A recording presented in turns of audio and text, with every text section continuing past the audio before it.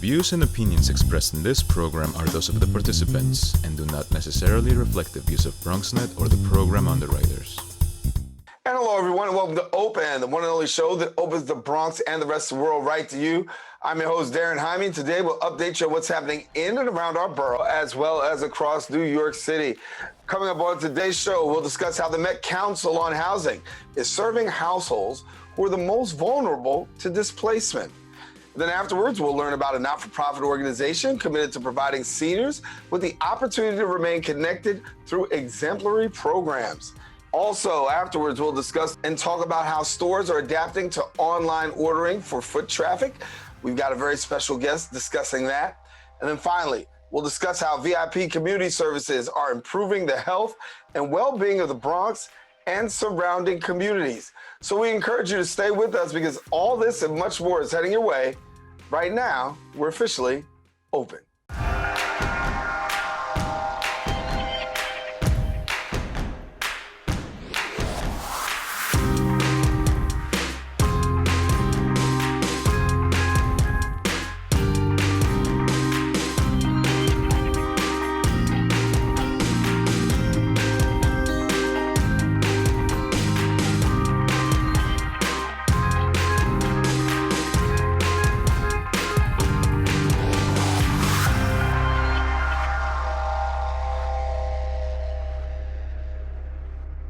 Hello, everyone, and welcome to Open. Today is Wednesday, September the 1st. Can you believe it? It's actually the first day of September. Fall is on the way, but don't tell that to the kids who are getting ready for school. Well, I want to let you know you're watching the live and interactive program that brings the Bronx to New York City straight to your TV set. We also want to tell you that we are welcoming our viewers on Manhattan Neighborhood Network as Open is being broadcast live simultaneously on the MNN channel. We encourage you to stay connected to us on our social media platforms at BronxNet TV and also on our website at bronxnet.org. Well, a lot has been going on through the course of this past week in New York. We open it up now with a couple of Bronx updates.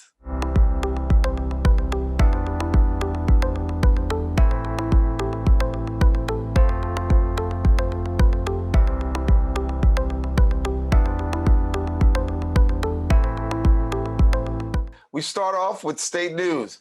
Governor Kathy Hochul is officially the 57th governor and the first woman to hold office. Hochul has stated that her three priorities out of the gate are combating the highly contagious Delta variant of the coronavirus, getting direct aid to New Yorkers more quickly, and changing the state's government's culture. Now, the new governor has also promised to clean up the state's still troubled rollout of the rent relief for tenants affected by the coronavirus pandemic. Stay tuned to us here on Open as we'll continue to follow more of Governor Hochul as she continues in her new office. In education news, all Department of Education staff will have to get at least one dose of the COVID-19 vaccine by September 27th.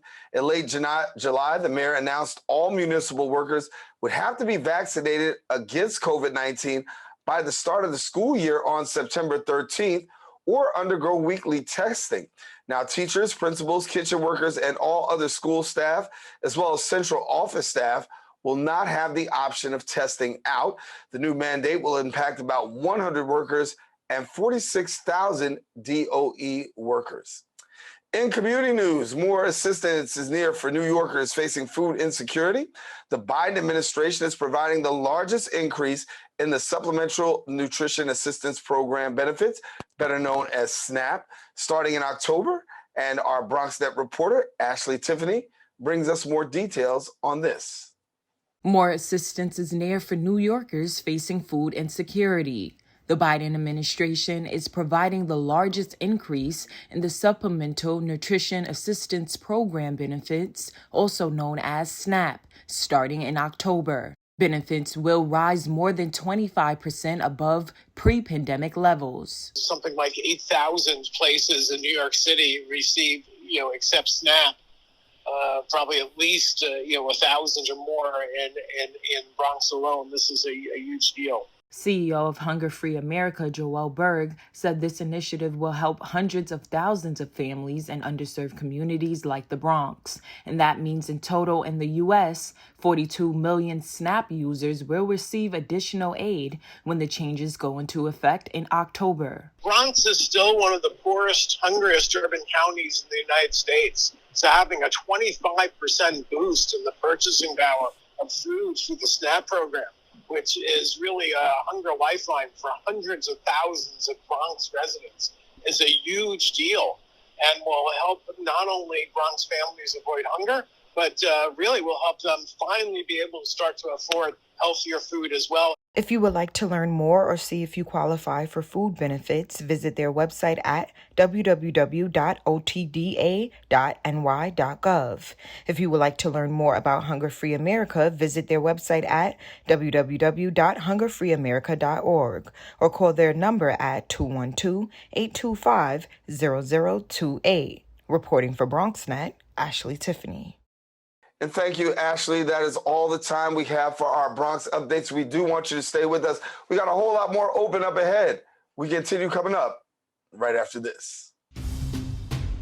We know that people are dealing with the health crisis, but there's also a lot of food insecurity. We're giving out healthy food options, and that's what's key here. If you're a senior, you have a disability, they'll actually deliver meals to you. The residents are anxious, they're worried, they're scared, they want to be tested. When things were happening in our community and we couldn't get the help. There's almost a presumption of criminality that attaches to your skin color. The site will prioritize those who are at highest risk in the population. If you feel symptoms and you'd like to visit one of these COVID-19 testing sites here in the Bronx, you may call the State Health Department's hotline. Important to note about this site is no reservations are needed. This is a walk-in clinic. A lot of us are out of work and looking for something to do. We have the machinery and the skills to make large scale of these masks and gowns. Take care of your people. It's going to go way further than we actually can understand. Right now, employees like myself are just adjusting to the new reality.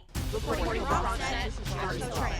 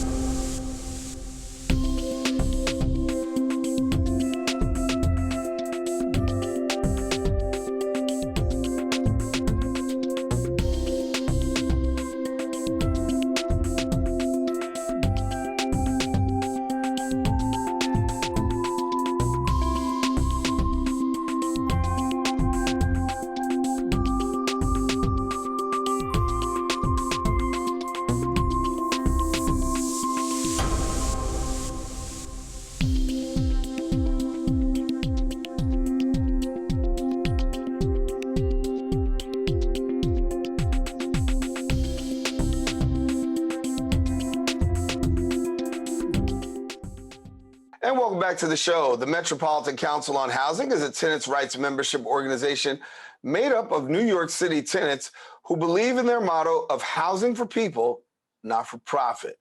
They formed 60 years ago to fight for a city where everyone has access to safe, decent, and affordable housing. They organize tenants to stand up not only for their individual rights, but also for changes to our housing policies. Sharing now more details is the Director of Program and Advocacy at Met Council on Housing, Andrea Shapiro. And Andrea, glad to have you. Hi, how are you doing? I'm good. Glad to have you. This conversation comes at a very important time, of course. As we know that New York City is in some sort of transition. We know that there's this moratorium on housing evictions, but talk to us about your concerns and where you are right now, given the fact that the former governor and president do have this moratorium on housing evictions, but they're set to expire. Any concern on your end? Yes, so just so everyone watching knows, the moratorium in New York has some problems with the Supreme Court. I believe it was maybe last week, maybe now 2 weeks ago, the Supreme Court struck down a lot of our moratorium. So lots of people have filled out hardship declarations. which is how we were supposed to get our eviction moratorium in New York. You filled out a declaration, you send it to your landlord or the court, and you're protected from eviction. And the Supreme Court struck that down, which put a lot of New Yorkers in a really vulnerable spot. Right now, to get a protection from evictions, you either need to file with the CDC. So there's a form from the CDC that I believe protects until the beginning of October, or you need to have started at least the Emergency Rental Assistance Program. So ERAP application will also give you protection. And as we look right now, a lot of New Yorkers are saying, listen, you know, there's been a break, but also landlords are being complaining because a lot of tenants have not simply paid on their rent. Do you understand a little bit about, from a landlord perspective, why there's a lot of concern about this moratorium? Definitely. And part of what we've been fighting for is for landlords to get their money. And what we're seeing is landlords aren't actually doing their side of the application, that tens of thousands of tenants have been put on hold to see if they're going to get rental assistance because their landlord is refusing or didn't do their side of the application. And so while we have lots of sympathy for small landlords who need the money, we're also seeing is that landlords don't seem to need the money. But they're saying, I'd rather evict a tenant than get going to fill out a short application on their end because I don't need that money. And I know your fight is also for housing justice. And when we look at housing across New York City, many people are talking about just the rents are too high. And really landlords are not really doing a great job in terms of providing the necessary comforts that a regular tenant needs. Give us a little bit more about your fight for housing justice and what you'd like to see at the forefront. Yeah, so about a third of New Yorkers can't pay. Their rent is too high. They're federally rent burdened. You know, they're paying nearly 50% of their income in rent. Half of New Yorkers are federally rent burdened. And we really need a city where everyone's able to live. The fact that New Yorkers work to pay their rent and maybe they'll have something left over isn't good for New York and isn't good for our economy in general and isn't good for the people who are living that out. And we actually need a city that is affordable, that people can live in their homes and that can be part of communities, because strong communities is what's made New York so great, what provides safety and security for each other and allows us to thrive. And what we're seeing now in New York, especially after all these shutdowns, is your community really matters. You know, people aren't going to Midtown as much anymore. They're not going to Manhattan. They're staying in their neighborhoods. And we need people to actually be able to afford to stay in their neighborhoods. The census numbers have been really dramatic about how we're losing Black population and gaining white population in neighborhoods that no one ever thought of that would happen before. And so we're seeing gentrification on a level and in places that never occurred to anyone that where it would happen. And that's not good for anybody. Yeah, and I know universal rent control could be one of those things that could be of assistance. Talk to us about your quest for that, how that actually plays out in the hearts of New Yorkers. Sure. So in 2019, New York State's rent regulations were set to expire. And we put forward a really dramatic platform of 9 bills to fix the regulation system in New York City that had been long since destroyed by both former Governor Cuomo now and governors before him. And I'd say the Bronx was really important in that fight and being able to change who is in our legislature. So it really does matter who we vote for our state Senate and Assembly because they control New York City's housing. We were able to dramatically change the rent regulations in New York City, where people no longer have to worry about deregulation.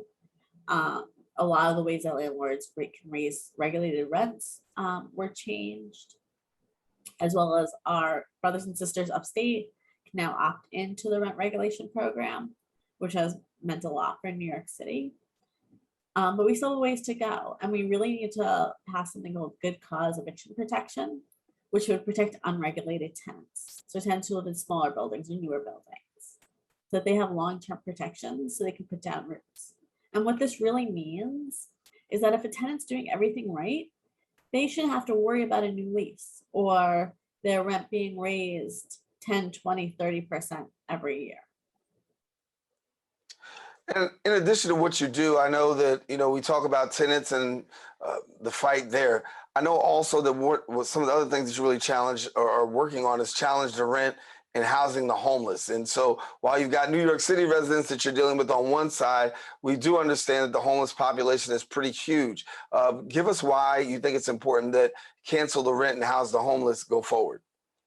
Sure. So canceling the rent was what our goal was on dealing with the COVID rent emergency that's happening. We're very pleased with the help of Chuck Schumer that we're able to bring in $2.4 billion to the state to get the rental assistance program. It's going to make a huge dent if they can get out the money. And so now really the ball's in the state court. Tenants are applying. If you're hearing this and you owe rent because of COVID or you owe rent since March 2020, please apply. That's the only way you're going to get rent.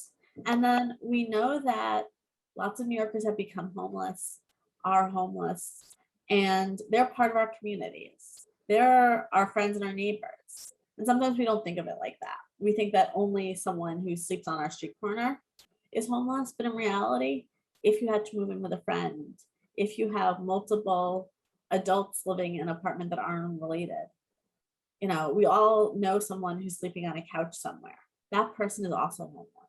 And we need to give them good quality housing, because one of the reasons why COVID was able to spread so fast in New York City was how overcrowded our apartments are.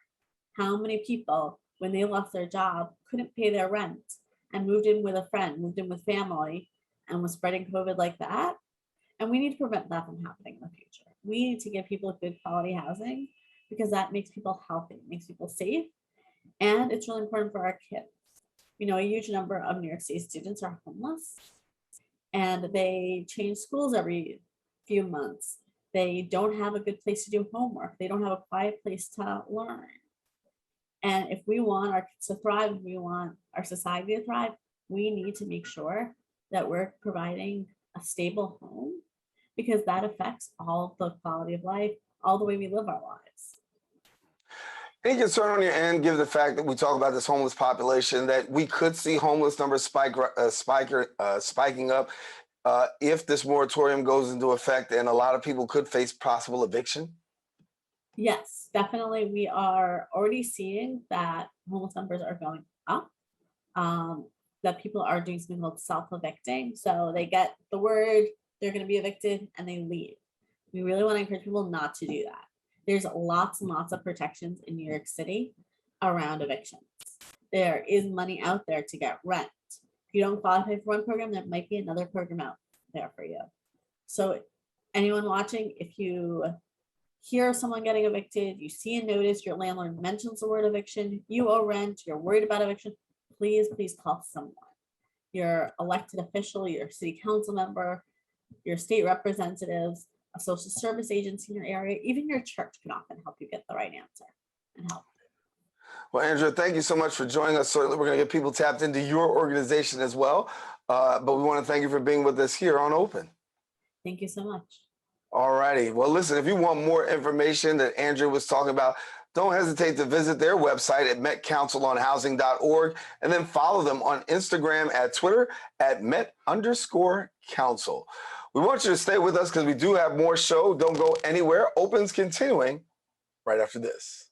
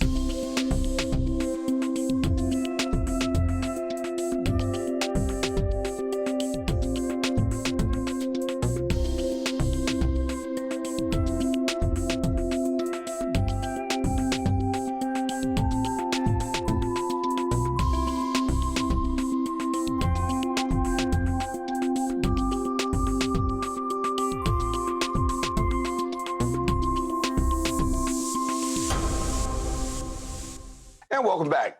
DOROT is a not-for-profit organization that's addressing the challenges of the elderly population. Now, since its founding, DOROT has achieved the reputation of excellence and innovation in the fields of aging services and volunteerism. Now, their programs are engaging over 10,000 seniors and volunteers annually. Joining us to tell us more details is DOROT's Manager of Volunteer Services, Carrie Jacobs, and volunteer Megan Rowe. And glad to have you both with us. Thank you so much. And so as we're talking right now about seniors, and particularly in a time like this during the pandemic, I'll start first with you, Carrie. If you want to give us a little bit about some of the work that you're doing in helping to really service the elderly. Sure. Let me start off by saying that DOROT's mission, as you said, is to address social isolation among older adults and to provide services and programs to help them live independently and to promote those intergenerational connections.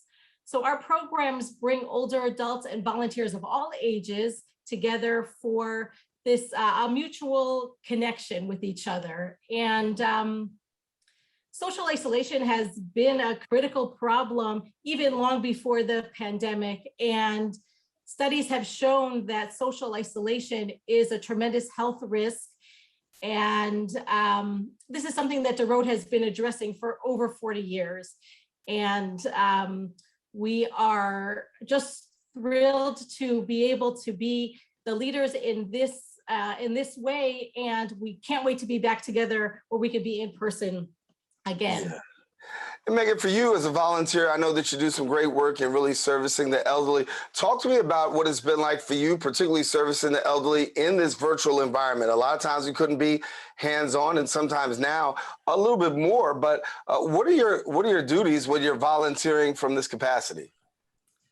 I started volunteering with DOROT before the pandemic, and this was something where you were able to take the packages and deliver them to an older adult's apartment, sit and have a conversation with them. With the pandemic, DOROT did a phenomenal job at really addressing that there's still the social isolation more than ever and loneliness, and switching their package delivery to a means that's safe and you're still able to engage with the older adults. So everything from picking up the packages at DOROT headquarters to then dropping it off at the older adult's apartment. And the way they've changed it is doing a phone call and having that same interaction with the older adult each and every time that I do a delivery, because they've lived long lives and they just have such great stories. I think one of the biggest things is thinking about are you worried about not having any conversation to have? I think that the older adults are great at engaging volunteers, and it really, you are not stuck on the phone call at all because you want to hear what's going on. So I think it's been a neat opportunity to address the loneliness, but just have these really great connections with older adults in the community. And Carrie, for volunteers, I mean, obviously, you've got many that are doing great work. I know that you're also looking for others. Talk to us about what would be required of a volunteer and who would be eligible to help in volunteering.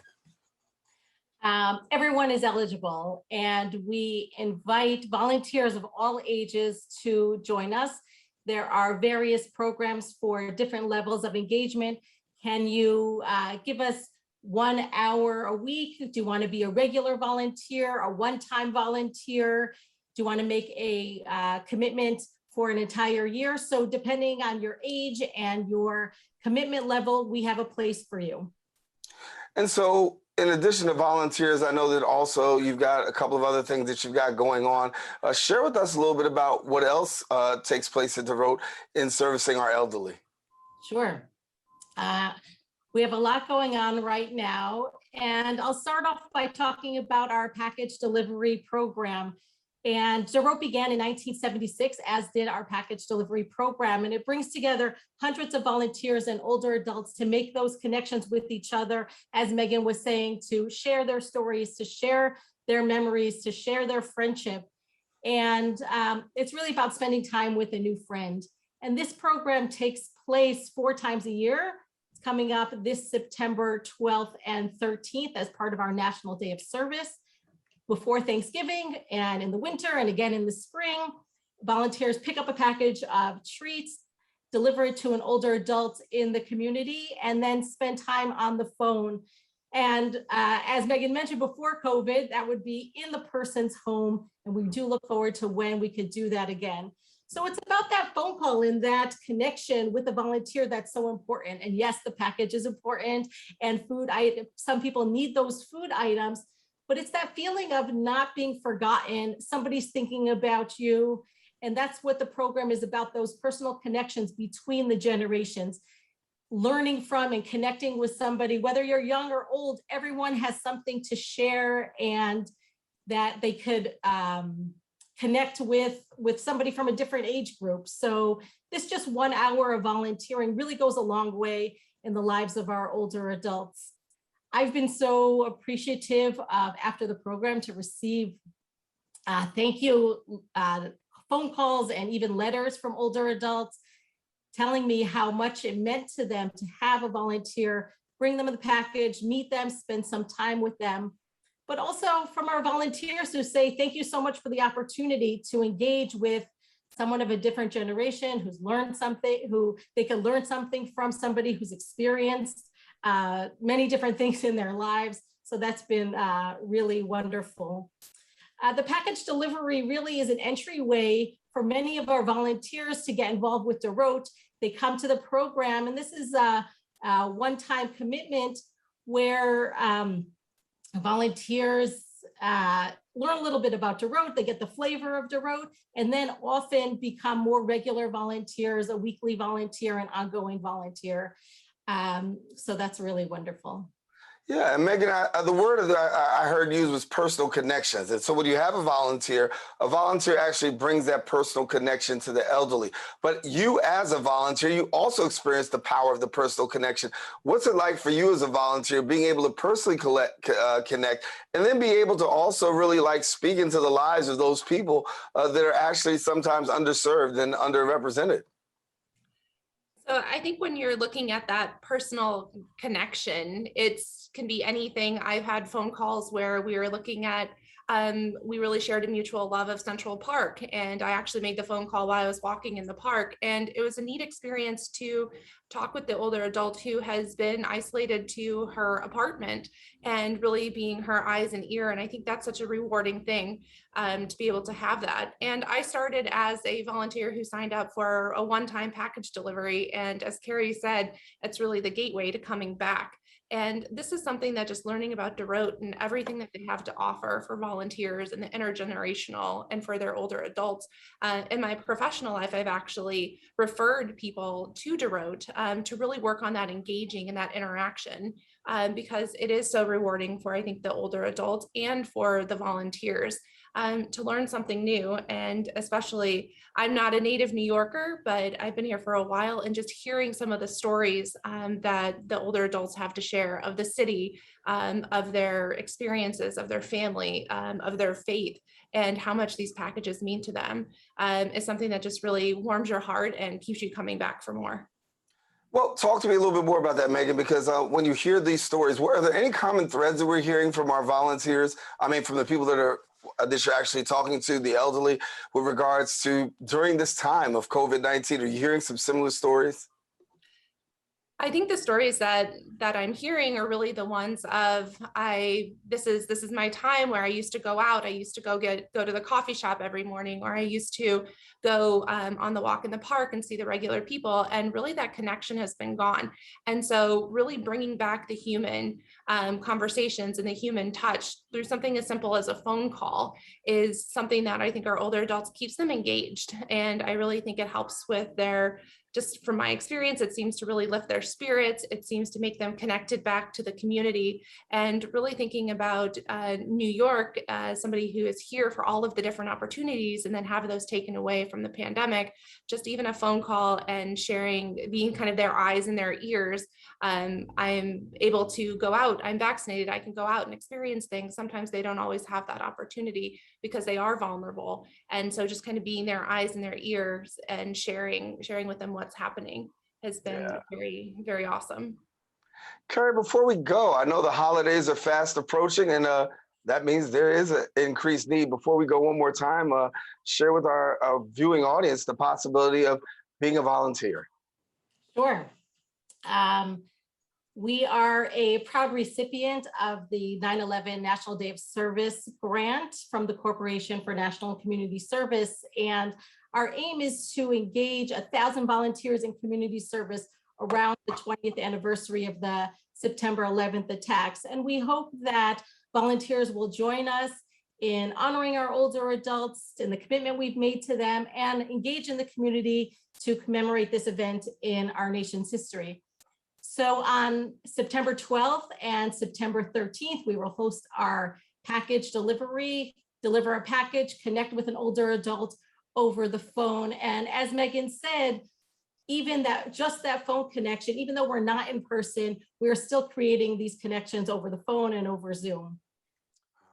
Well, thank you so much for sharing with us, both Carrie and Megan. Great work DOROT is doing, and certainly servicing our seniors and our elderly who definitely need it, particularly in a time like this when COVID is out there and a lot of people are still living in isolation. Thank you so much for joining us. Daren, can I give you our website address for volunteers to sign up?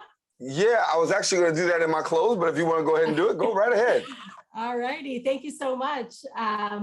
We hope that our volunteers will join us, and you can sign up on our website at DOROTUSA.org, DOROTUSA.org, and you could find other ways to volunteer, whether it's for the National Day of Service or other opportunities as well. And our phone number is 212-769-2850. All righty. Well, Carrie, Megan, we'll leave it there. Thank you so much for joining us. You heard the website, DOROTUSA.org. Also, if you want to find out more information, don't forget to visit them on social media at DOROTUSA. We do have more show coming up here on Open. We encourage you to stay with us. Don't go anywhere. Open returns coming up right after this.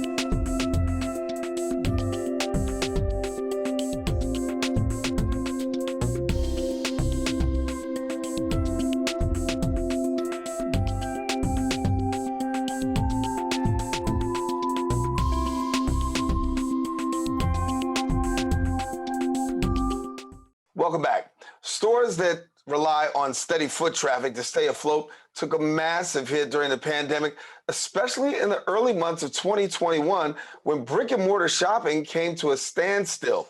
Now, concerned about health and safety, consumers increasingly took to the web, ordering items online in bulk for direct delivery to curbside pickup. Joining us now to share more details is the president and CEO of National Retail Solutions, Elie Katz. And Elie joins us, and good to have you back, Elie. Daren, thank you for having me. Yeah, so let's talk about this for a moment. Obviously, stores are seeing some more of an increase now with more foot traffic, given the fact that we're opening up more. But even though they're opening up more, we do know that people are still relying more and more on the internet for shopping. Talk to us a little bit about some of the solutions that are being available for store owners and those who are actually grocery store owners. So I think that's a great point that you mentioned. E-commerce has literally accelerated by 2 or 3 years because of COVID, meaning you would not have had this many people ordering through e-commerce and the quantities, whether it's the restaurants, whether it's through the supermarkets, etc. Had it not been for COVID's forcing of the hand, and you would not have had these many merchants doing e-commerce and taking on that technology as quick had it not been for COVID. So that is one of the things that COVID has really done. But the problem is many of these single independent mom and pop stores are almost perplexed on how do we accelerate and join that? How do we pivot, right? They did really well, these independents, during COVID specifically, initially, when people were afraid to go into the big supermarkets, when they were afraid to go into crowded spaces. So where do you go? You run into your independent convenience store, your local corner store, your bodega, your grocer, right? So that's where you go and you grab all your staples. So first of all, we are seeing trends where a lot of those staple items, the bakery good items where they were getting it before in their supermarket, then they moved to their local bodega, and now they're going back to their supermarket to get those bakery items, etc., are going back. So people are going back. But a lot of people have gotten used to and almost addicted in some ways or another to online ordering, right? It used to be convenience was pulling into your drive-through. Now convenience is ordering before you get to the drive-through and you pull in and you have it. But that's great if you are a store that's set up for it. So what the NRS has done is we've accelerated our e-commerce program, and now we give merchants the ability to put up their entire store online. We give consumers to find their local corner stores, their local bodegas on an app, and then they can go and order from there. And then, a service, one of the delivery services that are out there like Uber or DoorDash, etc., can physically do the delivery. So this way, our merchants are not left behind with the online ordering trends. Yeah. And so talk to us about this, because you're an organization that really helps merchants really get online and do the e-commerce. You've got this contactless solution where people could actually, just do the whole like they do with, Apple, just go ahead and tap and go. Talk to us about how businesses are becoming more and more armed with that. So just the quick history of National Retail Solutions is we developed a technology, our point of sale registers, specifically for these independent convenience stores, liquor stores, tobacco stores, but the corner grocers that everyone knows, especially in New York, where they're on every corner. We developed the point of sale register specifically for them. It's been wildly successful and adopted all over the country. We're the leading point of sale register for this independent convenience store space. And in the beginning, it was more of an education process, right? Most people did not want to convert to the technology. So it was, educating them why this is going to benefit. Listen, I didn't want to switch from my flip phone to my smartphone in the beginning. I know that sounds crazy now, but my flip phone had all the bells and whistles that I needed. It made the phone calls, it received the phone calls, it had conference, it had the address book. I was very, very happy. I know now I look like I got 3 heads on my shoulder when I say that, but that's the truth. And a lot of these merchants didn't want to flip to change to the point of sale register. Now it's almost, okay, I know I need a point of sale register. I know I need to know what inventory I have. I know I need to modernize my store and move forward with, knowing the inventory, having a loyalty program, having a rewards program. Okay, I've accepted that. Well, why do I need e-commerce? Now COVID has said, you need e-commerce. You need to be competitive, and we have integrated that with our register. And like you said, contactless payments. A merchant receives an order from the app of a consumer, and then it goes right onto their screen, onto their point of sale register screen, and then they just click it, fill it, and then the payment can be done through the app, or when they come into the store, our NRS Pay, which is the greatest credit card processing, which incidentally I don't know which fan you are, Daren, but Mariano Rivera is our spokesperson for NRS Pay credit card processing. I don't want to offend your audience members. Some people may not be. We're the Bronx, baby. We can take Mariano. We're New York City all the way, and we've got New York City. I was hesitant to go touch that rail because I know some people. Oh, Mariano, I'm Yankees. I'm Mets. You know, I know I've got it, but no. The reality is Mariano's a New Yorker, and he has been our spokesperson for NRS Pay credit card processing, which was such a unique credit card processing product because it's got no contract, it's got no cancellation fee, it's got free equipment, and it's a clean rate, right? Everyone goes into all these stores. You and I spoke about this before. Everyone promises you, I'm going to save you money, I save you money. And then these merchants get these bills from the credit card processing that they need like 3 accountants to kind of understand what it is that they just got billed for. No, when they got NRS Pay, they have a clean rate. Exactly what they said they were going to get charged is what they get charged. Their bill is snow. It's white, clear and clean. So anyways, contactless payments is something that we did with all of our terminals. It costs us a little extra. And by the way, we give me a free terminal.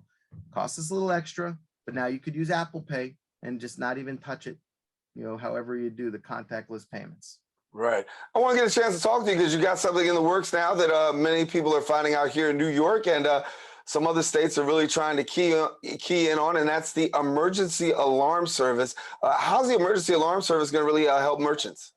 Daren, you're getting me in trouble because you and I both know that your show extends beyond the New York borders, and you know, people are going to be calling and hearing about this, and they're going to want this. But right now, we're starting with New York.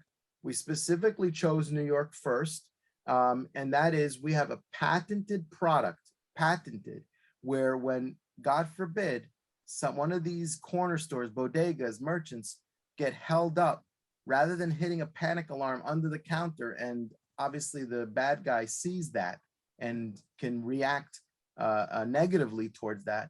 When they go and open up their drawer, they push a button on the point of sale register, just like they would do every day to open up their cash drawer.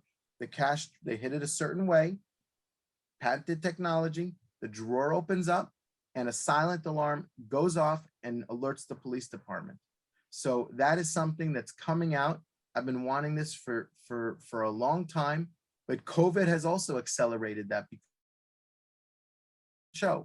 The nice thing about the bodegas, the nice thing about the corner stores is that it's easy in, easy out, not a lot of people. I can grab what I want. The nice thing to these bad guys, unfortunately, sadly, for these bodega owners is that they saw crime go up over 30% during COVID because these stores are easy in, easy out, not a lot of people. So if we can give them this extra level of comfort and protection with this button, we do it at National Retail Solutions. So our CTO accelerated this product, and we're live, and we're going to be rolling it out in the next week or two, not even month or two, week or two, to the entire New York only, because we're only licensed right now in New York. We have to be licensed to do this. It's not just the technology. And hopefully after New York, we'll go into other states. So hold off other states. Don't be upset at us yet. New York first. Well, and we appreciate the New York exclusive here, Elie. I'm glad to have you. Certainly, we'll bring you back as we move into the next quarter, see how things are going for businesses, and see how things are going for you. Elie Katz, good to have you, buddy. Daren, love being here. I wish you a successful week. All right. A successful weekend. We're almost there. Yeah, we're almost there. Elie Katz, our guest. Thanks a lot. Now, listen, if you want more information about the things that Elie talked about, please visit their website at nrsplus.com. nrsplus.com. All right, we got more show. Don't go anywhere. Open is going to continue coming up right after this. If you're struggling to afford your internet bills during the pandemic, there's a temporary government program that may be able to help. It's called the Emergency Broadband Benefit, and it provides up to $50 monthly discount on your broadband bill to qualifying households. Find more information about the program, including if you qualify and how to enroll, at fcc.gov/broadbandbenefit, or call toll-free at 833-511-0311. That's 833-511-0311.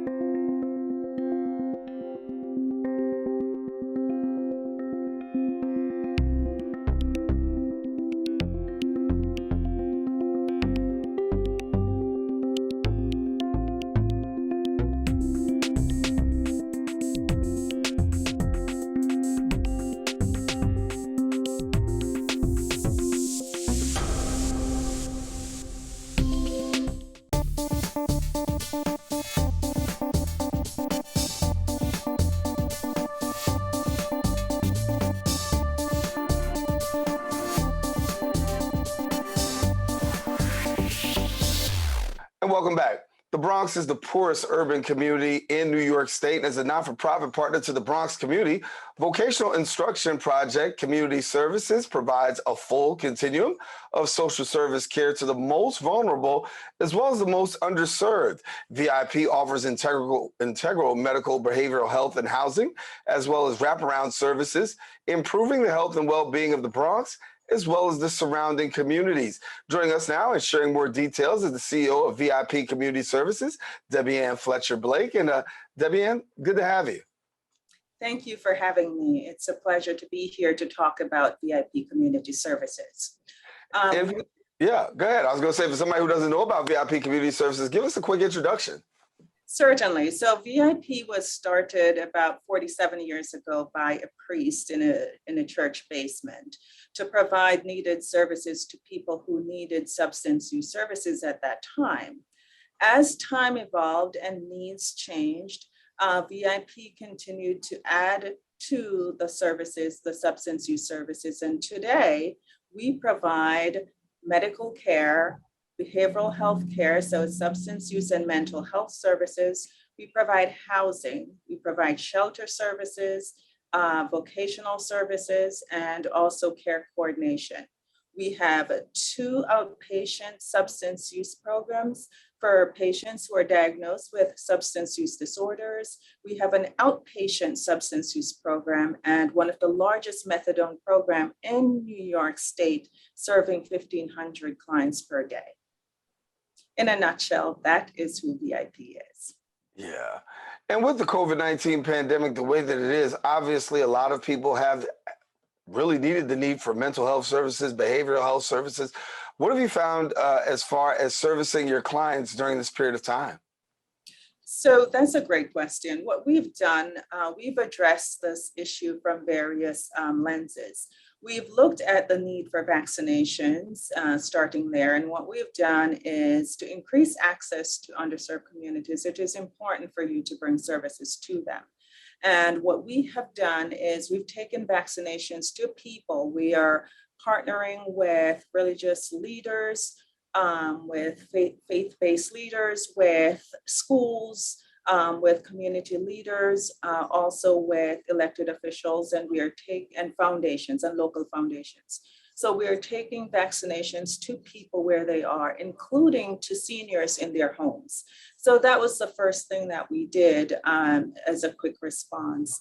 Then as we realized the tremendous need for mental health services and also for physical health services where people haven't accessed their physical care because they're afraid to come into a facility post-COVID, we are providing telehealth services to them. So people can get care in their homes where they are. And for people who are willing to come into the office, we are open for them. We stayed open during COVID so that those people that we were not able to reach by telephone or virtually would be able to get their services with us. Yeah, and I know that addiction services are what you also, also what you provide, particularly for those who are really struggling. As we talk about the times and where we are today, we know that a lot of people have relapse. A lot of people have really fallen into a bad place given the fact that the economy, employment, family structure, and family dynamics changing. Talk to us about your addiction program and the clients that you're serving. Right. So as you know, and as you have said, addiction, the rates of addiction has really plummeted since the COVID epidemic. We're actually in a second epidemic, right? So the substance use epidemic was here, and it is still here.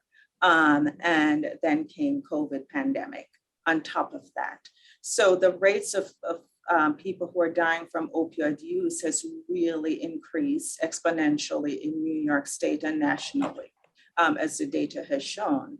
And so we continue to be a provider that provides access to substance use services. We have 24-hour open access services, so people needing substance use care can call us and we will either send a peer out to them where they are, or they can come in and have discussions with or peer and or staff. In addition to that, we have two residential programs. One is a co-ed program for males and females, and anyone can who needs not inpatient, but outpatient ongoing care can get care in those facilities. And then we have one that's male only, and again, the same thing, people needing services can be treated there.